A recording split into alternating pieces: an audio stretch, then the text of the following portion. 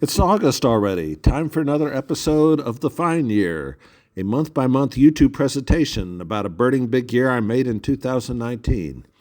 This presentation covers August of that year, in which I visited Arizona and New Mexico on my way to Colorado. Hopefully, you'll find this entertaining or inspiring, perhaps even inspiring enough to attempt your own big year. I made a quick trip to Arizona in July, but I decided to drive through there again on my way to Colorado. This time I took the northern route through Flagstaff, one of my favorite towns.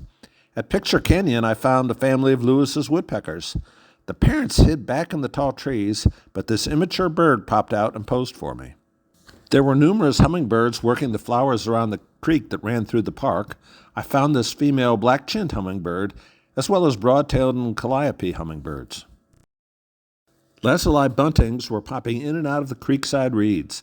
I'd only seen them in California previously, so this was a real treat. I heard pygmy nuthatches high up in the trees, and after much searching, I finally found them. They seem to stay up higher than the red and white-breasted nuthatches I'm used to. Their preferred food must be a little different. In New Mexico, I visited the Randall Davies Center, where I found what I thought was a house finch when I photographed it, but looking at the photo later, I've decided it must be my lifer red crossbill. Female hummingbirds are hard for me to identify, but after examining several field guides, I'm pretty confident this is a broad-tailed hummingbird. Pretty confident? Mostly confident? Here's one I know for sure, a pine siskin, getting a drink from a water feature at the Randall Davies Center. This is a beautiful facility, by the way. I wish my mother had been there to enjoy it.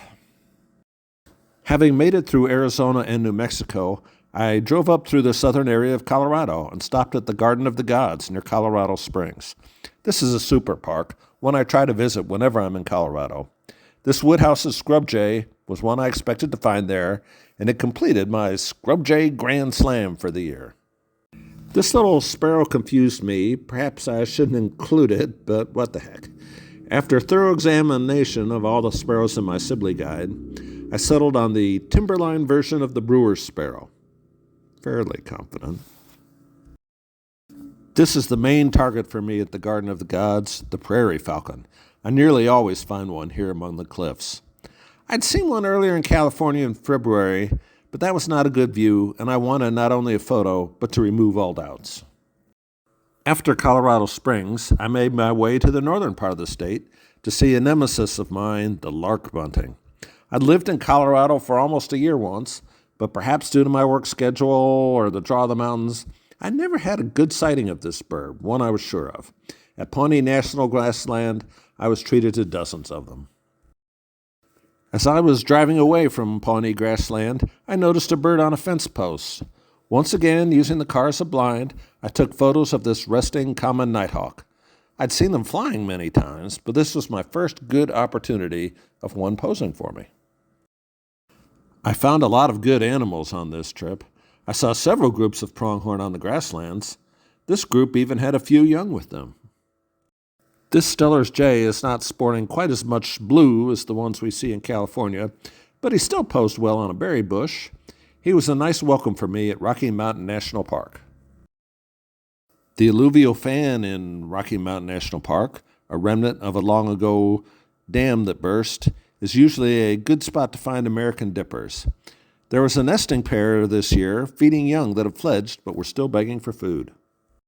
The black-billed magpies in the park seem fairly skittish for a bird that is familiar with the art of picnic table scavenging.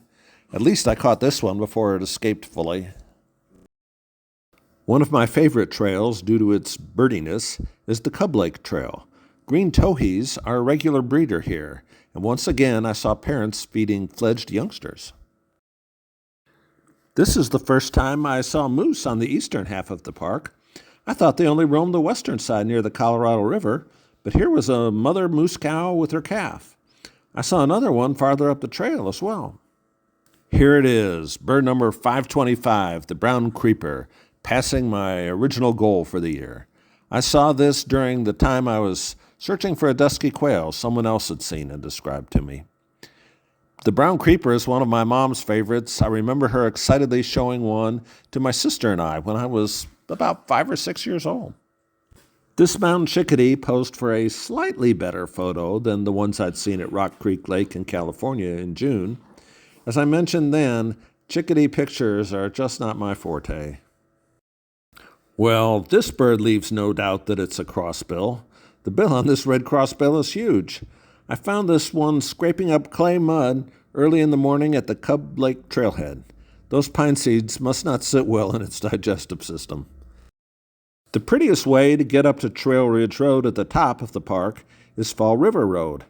I found this chipper red-breasted nuthatch on the way up.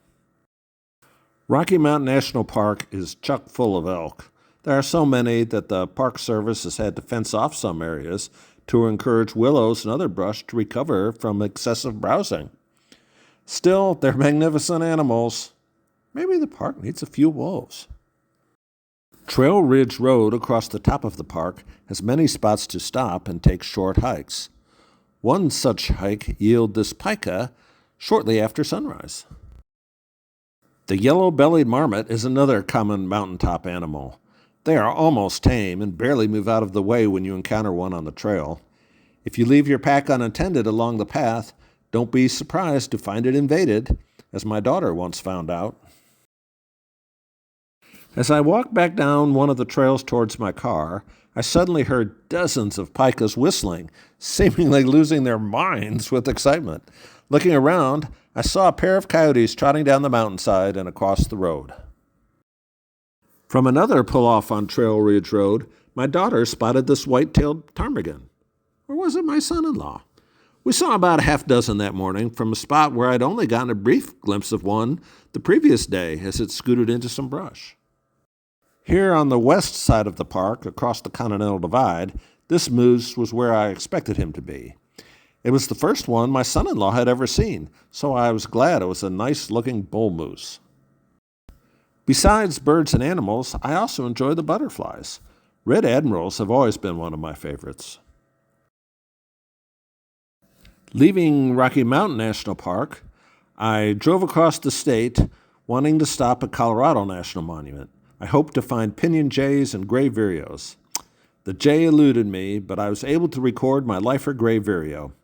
Similar to the birds back at the national park, these were feeding fledged young. I spent a fair amount of time looking for those darn pinyon jays. The habitat was perfect. I could only find woodhouse scrub jays. Disappointed as I was, this first rock run of the year showed up and sang beautifully to cheer me up.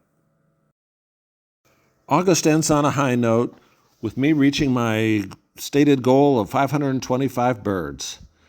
My daughter must have been right. The goal's too low. I'll have to raise it. I've also almost got to my 100 lifers. In September, got some good stuff coming up, going north. Thanks for watching. Please click like and subscribe. I hope you get a chance to visit some of these spots I went. Flagstaff, Randall Davy Park, Garden of the Gods, and especially Rocky Mountain National Park. Wow, that's a spectacular place to go for birds. Enjoy.